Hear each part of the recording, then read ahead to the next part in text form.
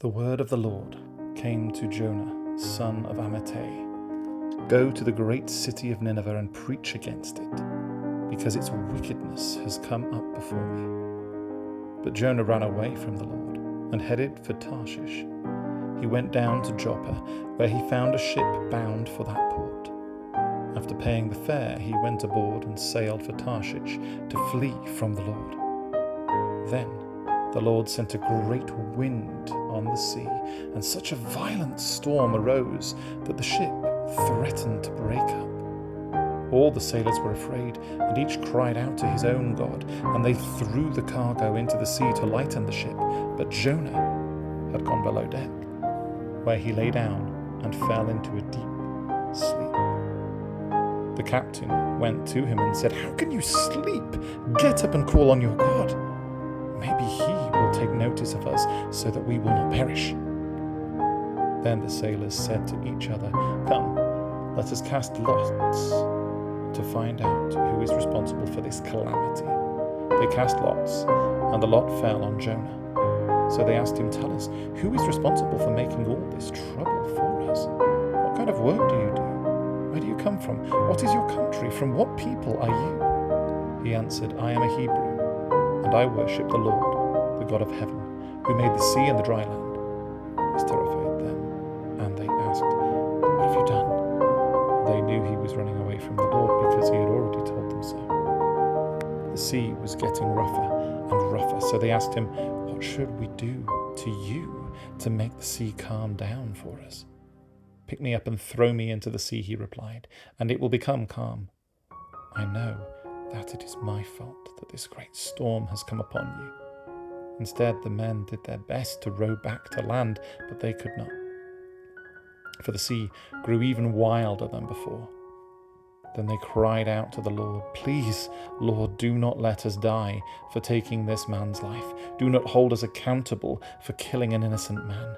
For you, Lord, have done as you pleased." Then they took Jonah and threw him overboard, and the raging sea grew calm. At this, the men greatly feared the Lord, and they offered a sacrifice to the Lord and made vows to him. Jonah's prayer. Now the Lord provided a huge fish to swallow Jonah, and Jonah was in the belly of the fish 3 days and 3 nights. From inside the fish, Jonah prayed to the Lord his God. He said, "In my distress I called to the Lord, and he answered me. From deep in the realm of the dead I called for help, and you listened to my cry. You hurled me into the depths, into the very heart of the seas, and the currents swirled about me. All your waves and breakers swept over me. I said, I have been banished from your sight. Yet I will look again toward your holy temple. The engulfing waters threatened me. The deep surrounded me. Seaweed was wrapped around my head. To the roots of the mountains I sank down. The earth beneath barred me in forever. But you, Lord my God, brought my life up from the pit. When my life was ebbing away, I remembered you, Lord. My prayer rose to you, to your holy temple. Those who cling to worthless idols turn away from God's love for them. But I, with shouts of grateful praise, will sacrifice to you. What I have vowed I will make good. I will say salvation comes from the Lord. And the Lord commanded the fish, and it vomited Jonah out onto dry land. Then the word of the Lord came to Jonah a second time.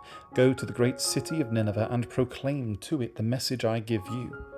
Jonah obeyed the word of the Lord and went to Nineveh. Now Nineveh was a very large city. It took 3 days to go through it. Jonah began by going a day's journey into the city, proclaiming 40 more days, and Nineveh will be overthrown. The Ninevites believed God.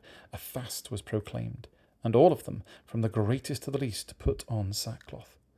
When Jonah's warning reached the king of Nineveh, he rose from his throne, took off his royal robes, covered himself with sackcloth, and sat down in the dust. This is the proclamation he issued to Nineveh. By the decree of the king and his nobles, do not let people or animals, herds or flocks taste anything Do not let them eat or drink, but let people and animals be covered with sackcloth. Let everyone call urgently on God. Let them give up their evil ways and their violence. Who knows, God may yet relent and with compassion turn from his fierce anger, so that we will not perish. When God saw what they did and how they turned from their evil ways, he relented and did not bring on them the destruction he had threatened. But to Jonah this seemed very wrong, and he became angry. He prayed to the Lord, "Isn't this what I said, Lord? When I was still at home, this is what I tried to forestall by fleeing to Tarshish. I knew that you are a gracious and compassionate God, slow to anger and abounding in love, a God who relents from sending calamity. Now, Lord, take away my life, for it is better for me to die than to live." But the Lord replied, "Is it right for you to be angry?" Jonah had gone out and sat down at a place east of the city. There he made himself a shelter, sat in its shade, and waited to see what would happen to the city. Then the Lord God provided a leafy plant and made it to grow up over Jonah to give shade for his head, to ease his discomfort. And Jonah was very happy about the plant. But at dawn, the next day, God provided a worm which chewed the plant so that it withered. When the sun rose, God provided a scorching east wind, and the sun blazed on Jonah's head so that he grew faint. He wanted to die and said, "It would be better for me to die than to live." But God said to Jonah, "Is it right for you to be angry about the plant?" "It is," he said, "and I'm so angry I wish I were dead." But the Lord said, "You have been concerned about this plant, though you did not tend it or make it grow. It sprang up overnight and died overnight. Should I not have concern for the great city of Nineveh, in which there are more than 120,000 people who cannot tell their right hand from their left, and also many animals?"